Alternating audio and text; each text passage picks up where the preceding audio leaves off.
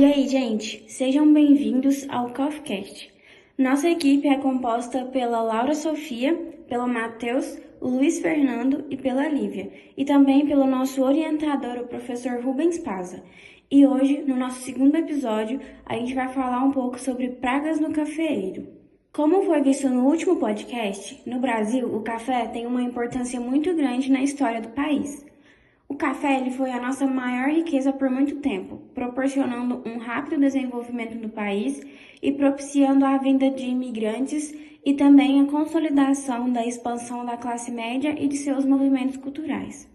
O Brasil, além de ser o maior produtor mundial de café, é também o maior exportador mundial e o segundo maior consumidor, com as duas principais variedades que apresentamos no último podcast, que é o Conilon e o café arábica.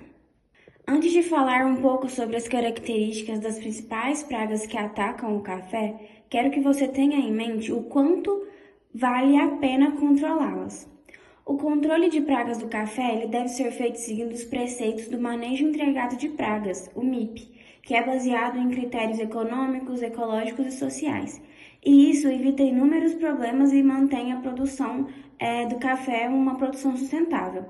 Existem diferentes tipos de manejo de controle que podem ser aplicados e fundamentos também que sustentam a decisão do manejo.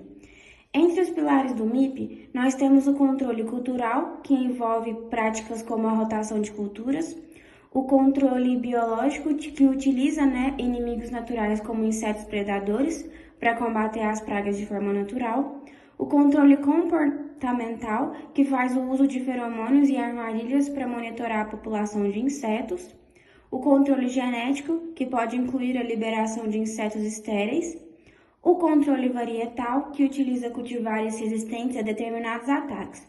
E, por fim, existe o controle químico, como os herbicidas, que deve ser usado de forma criteriosa e apenas quando os outros métodos eles não são eficientes. Mas para que esses pilares eles funcionem de verdade, é preciso ter uma base sólida. E essa base ela é formada pelos conhecimentos das condições ambientais do ambiente, pela definição dos níveis de controle que indicam o momento certo de agir e pelo monitoramento constante da lavoura e também principalmente pela correta identificação da praga que está atacando. Com o MIP, levamos em consideração também o custo-benefício da ação de controle e quais os impactos sobre o ambiente, o produtor e a população dos demais organismos presentes na lavoura. A ideia é manter a população de pragas abaixo do nível que causa o dano econômico, sendo controlada somente quando atingem o nível de controle. Em resumo, o MIP ele mostra que controlar pragas não significa simplesmente aplicar defensivos, mas sim tomar decisões inteligentes e integradas. Inúmeras são as pragas de importância econômica encontradas atacando o café no campo, e elas podem prejudicar o desenvolvimento e a produção das plantas, e elas devem ser constantemente monitoradas no campo, para que sejam adotadas as medidas de controle a fim que o nível de dano econômico das pragas elas sejam respeitados. E agora a gente vai apresentar as principais pragas do café, como a broca do café, o bicho mineiro e os ácaros. Bom, agora eu vou falar sobre uma das principais pragas, que é a broca do café. Bom, a broca ela ataca os frutos e se torna prejudicial para a produtividade e qualidade do café a partir de 30% de infestação. Os machos e as fêmeas, eles apresentam características morfológicas semelhantes. A diferença é que os machos são menores e que não têm capacidade de dispersão, enquanto as fêmeas são maiores e após o acasalamento elas deixam o fruto natal e perfuram a região da coroa de novos frutos para realizar a oviposição. Falando um pouco sobre o ciclo de vida desses insetos, bom, os ovos eles levam de 4 a 10 dias para eclodir. As larvas elas permanecem em atividade por mais ou menos 14 dias, se alimentando dos grãos e causando danos significativos a esses. A pupa dura em média 7 dias e assim o desenvolvimento completo do inseto tem um período de 27 a 30 dias. Bom, a presença da broca pode causar queda antecipada de frutos, pode diminuir o peso dos grãos e também pode piorar a qualidade do café. Então, vai reduzir a produção e o valor de mercado desse produto. Ele sobrevive nos frutos remanescentes e a sua sobrevivência é favorecida pelo período úmido e pela entre-safra. A gente pode realizar um monitoramento através da divisão da área em talhões e observação e quantificação que pode ser feita tanto visualmente quanto por meio de armadilhas. E o controle a gente pode fazer através de um manejo químico ou biológico. No biológico, a gente pode destacar o fungo Beauveria baciana, que vai atuar como um inimigo natural, penetrando no inseto e matando esse através de toxicidade e falta de nutrientes. Olá, eu sou Matheus, falando um pouco sobre o bicho mineiro, uma das principais pragas do café. A mariposa do bicho mineiro é bem pequena, ela apresenta 6,5 milímetros de envergadura, asas brancas em sua parte dorsal. Sua postura ocorre normalmente durante a noite, com média de 7 ovos por folha. E durante o dia ela vai permanecer na parte inferior das folhas. A largata, que é onde tem sua fase onde causa maior dano no café, ela vai penetrar e se alojar no mesofilo da folha e se alimentando desse mesofilo e vai construir minas na planta. Por isso seu nome é bicho mineiro. A larva do bicho mineiro ela vai eclodir de 5 a 21 dias após a postura. O período larval dessa praga pode durar de 9 a 40 dias, formando um casulo, em uma forma de X, no bacheiro do café. Já o período de pupa dura de 5 a 26 dias e os adultos sobrevivem em média cerca de 15 dias. O bicho mineiro é favorecido por condições mais secas e uma temperatura mais elevada. Portanto, pode ser mais problemático em lavouras mais espaçadas e nas faces mais ensolaradas do cafezal. Desequilíbrio nutricional também pode ser algo que vai favorecer o bicho mineiro. Essa praga, sua injúria em si, é reduzir a área fotossintética das folhas, causando menos fotossíntese, que com isso menor desenvolvimento.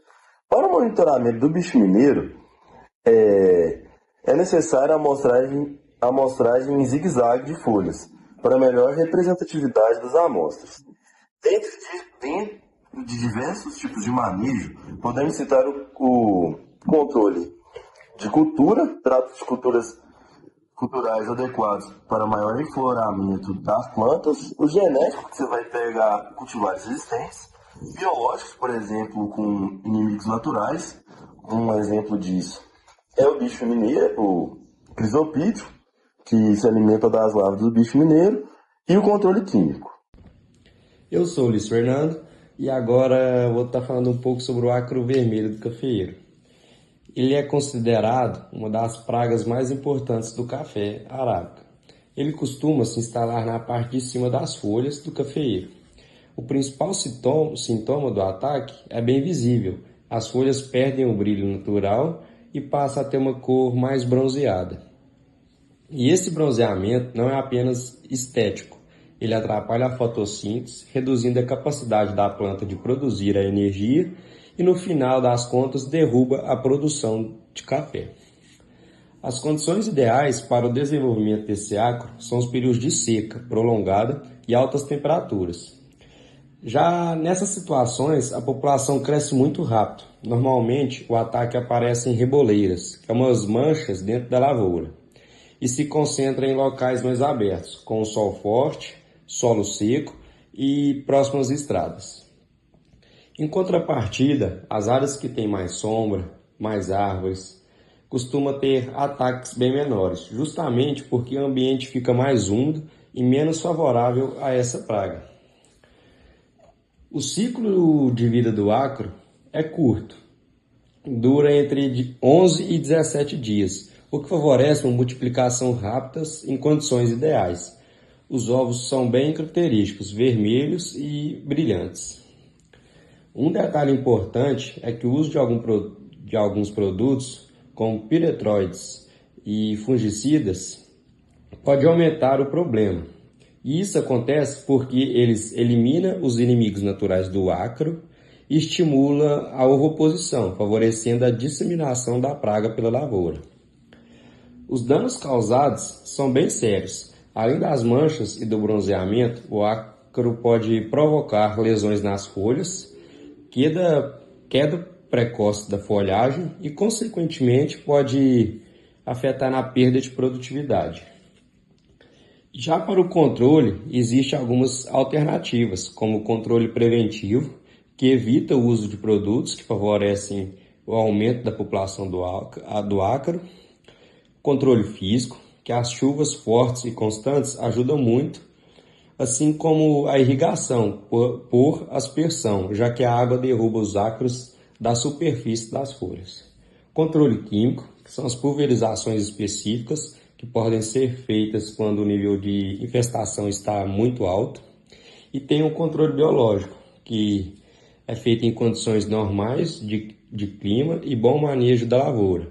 Existem ácaros predadores e outros inimigos naturais, que mantêm a população do ácaro vermelho em equilíbrio, evitando que ele cause maiores prejuízos.